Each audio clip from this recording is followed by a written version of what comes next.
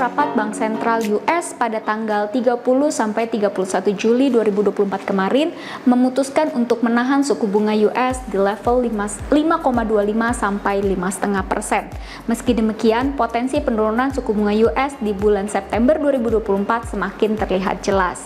Nah, sebelumnya, perhatian pelaku pasar terfokus pada kenaikan tingkat inflasi US. Sekarang berubah menjadi potensi resesi di US. Dikhawatirkan penurunan suku bunga acuan US yang terlambat justru akan memperburuk resesi. Perubahan tema menuju resesi ini berdampak luas. Salah satunya adalah unwinding carry trade yang terjadi di Jepang yang menyebabkan koreksi Nikkei hingga lebih dari 10% dalam waktu satu hari dan memicu penurunan saham di negara-negara lainnya. Jika resesi US terjadi, bagaimana prospek dari pasar modal Indonesia?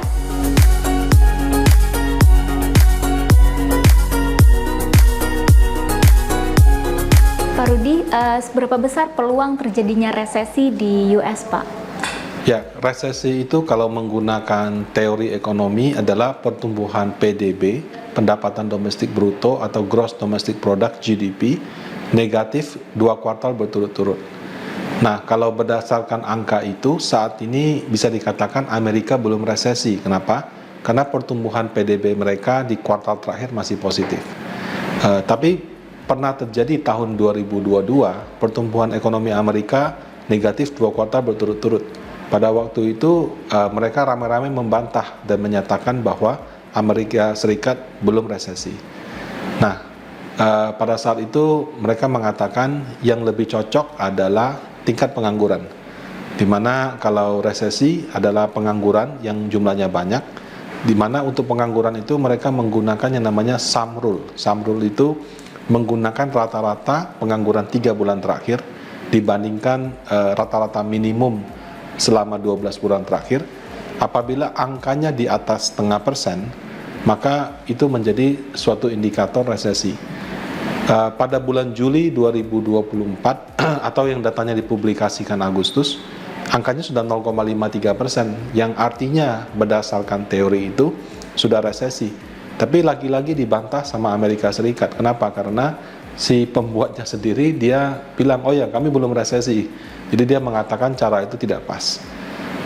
Jadi resesi atau tidak, Amerika itu punya parameter sendiri yang mungkin tidak sama dan juga tidak terbuka kepada negara-negara lain.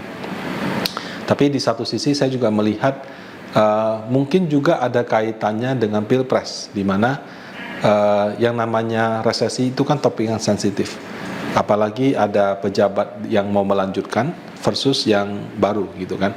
Nah, menurut saya mungkin sedikit banyak karena persaingan politik yang menguat, bisa saja mengatakan bahwa negara dalam resesi itu bisa menjadi kampanye yang buruk bagi yang saat ini sedang menjabat gitu. Ya, tapi terlepas daripada itu, harga obligasi, ekspektasi suku bunga itu sudah bergerak dengan asumsi seolah-olah Amerika sudah akan resesi. Nah, kemudian Pak, bagaimana dampak resesi US ke pasar modal Indonesia sendiri, Pak? Kalau misalkan terjadi resesi, maka antisipasi yang pertama adalah menurunkan tingkat suku bunga. Kalau misalkan suku bunga turun, maka mata uangnya akan melemah. Yang terjadi sekarang adalah dolar sudah di bawah 16.000. Berarti kan orang expect Amerika akan turunkan suku bunga, sehingga mata uangnya melemah. Nah, penurunan suku bunga Amerika sama turunnya mata uang itu positif untuk Indonesia. Kenapa? Karena perusahaan yang bahan bakunya impor itu kalau kursnya murah akan hemat ongkosnya. Kemudian kalau suku bunga turun, BI Rate bisa turunkan suku bunga, itu akan positif ke harga obligasi. Jadi spesifik yang lebih diuntungkan adalah harga obligasi. Laporan keuangan beberapa perusahaan di Indonesia untuk kuartal 2 2024 sudah keluar ya Pak. Nah, bagaimana kinerja dari laporan keuangan di kuartal 2 2024 tersebut Pak? Ya, kalau kita bicara laporan keuangan, yang menjadi fokus daripada investor adalah 4 bank.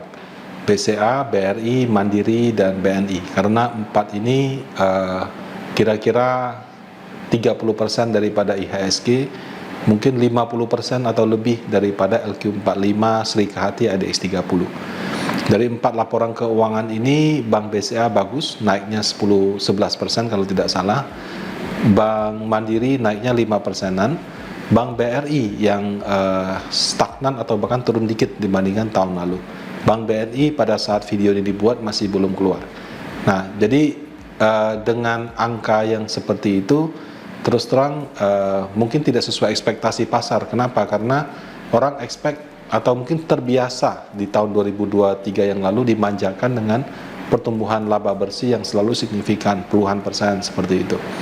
Nah, akibatnya ketika terjadi koreksi yang lalu, sepertinya minat beli orang juga tidak terlalu kuat ya, karena kalau orang mau beli kan cari yang labanya tumbuh seperti itu. Nah, kemudian di luar itu memang ada yang bagus seperti pertambangan, seperti consumer seperti itu.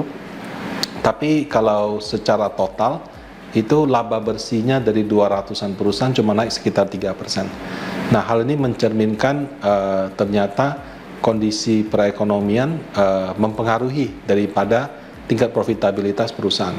Kalau di luar 4 bank itu rata-rata laba bersih turun. Kenapa? Karena suku bunga SRBI, BI rate yang tinggi itu menyebabkan bank supaya bersaing, mereka menaikkan tingkat suku bunga depositonya. Nah, itu membuat biaya depositonya naik. Pada saat yang sama, bunga kredit ya di situ-situ aja. Jadi itu menyebabkan perbankan selain 4 bank itu juga sebetulnya kurang begitu baik.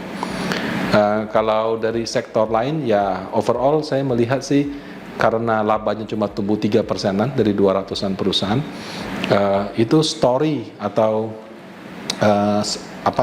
minat daripada investor asing untuk masuk ketika terjadi koreksi kemarin masih agak wait and see. Beda kalau misalnya labanya tumbuh tinggi.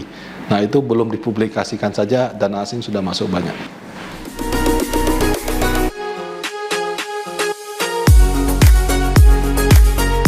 Hai sahabat Pandang AM, terima kasih ya sudah menonton video ini. Jangan lupa like dan subscribe supaya tidak ketinggalan video-video terbaru dari kami. Untuk menonton video terbaru dari Panin Asset Management, silakan klik video berikut ini.